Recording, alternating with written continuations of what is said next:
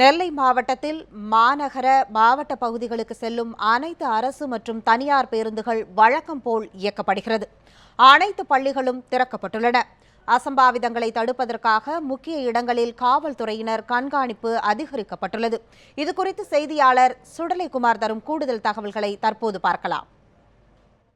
தமிழக முதல்வர் ஜெயலலிதா கடந்த 2 மாதத்துக்கு மேலாக உடல்நல குறைவு காரணமாக தனியார் மருத்துவமனையில் சிகிச்சை பெற்று வருகிறார். இதில் நேற்று மாலை அவருக்கு மீண்டும் உடல்நலக் குறைவு ஏற்பட்டதாக வந்த தகவலை அடுத்து சென்னையில் உள்ள தனியார் மருத்துவமனை முன்பாக அதிமுக தொண்டர்கள் ஏராளமானோர் குவிக்க தொடர்ந்தனர் மற்றும் காவல்துறையினரும் அதிக அளவில் குவிந்ததை அடுத்து தமிழகம் முழுவதும் ஒரு பரபரப்பை நேற்று நள்ளிரவு ஏற்பட்டது. இந்த நிலையில் தற்போது நிலவரப்படி திருநெல்வேலி மாவட்டத்தை பார்க்கலாம். அது திருநெல்வேலி புதிய பேருந்து நிலையத்தில் நின்று கொண்டிருக்கிறேன். இந்த புதிய பேருந்து நிலையத்திலானது இன்று அதிகாலை முதல் தொடர்ந்து அதாவது இந்த திருநெல்வேலி மாவட்டத்தின் புதிய பேருந்து நிலையத்திலிருந்து மதுரை, சென்னை செல்லக்கூடிய அனைத்து பேருந்துகளும் சரி, இங்கிருந்து பாபநாசம், தென்காசி உள்ளிட்ட பகுதிகளுக்கு செல்லக்கூடிய பேருந்துகளும் சரி, திருச்செந்தூர், நாகர்கோவில் என அனைத்து மார்க்கத்திலும் திருநெல்வேலியிலிருந்து அனைத்து மார்க்கத்திலும் செல்லக்கூடிய அனைத்து பேருந்துகளும் காலை முதல் வழக்கம் போல் செயல்பட்டு கொண்டிருக்கின்றன. அதேபோல் பொதுமக்களும் சரி காலை 6 மணி முதல் தொடர்ந்து தங்களுடைய பணிகளுக்கும் சரி பள்ளிகளுக்கும் சரி தொடர்ந்து சென்று கொண்டிருக்கிற அந்த காட்சிகள் தான் நிலவி வருகிறது. அதேபோல் திருநெல்வேலி மாவட்டத்தை பொறுத்தவரை அனைத்து பள்ளிகளும் வழக்கம் போல் செயல்பட்டு கொண்டிருக்கின்றன. இன்று காலை தற்போதைய நிலவரப்படி சிறிய டீ கடைகள், உணவு கடைகள், சிற்றுண்டிகள் உட்பட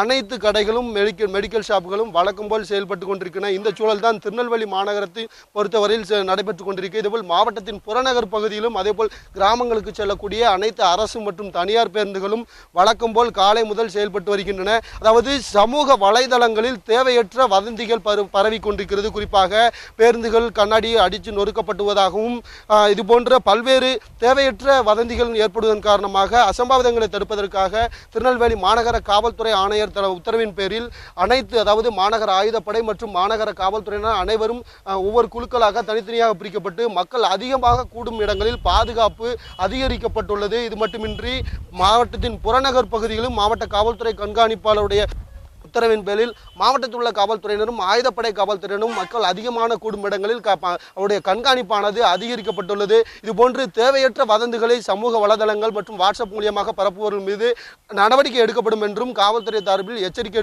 விடுக்கப்பட்டுள்ளது.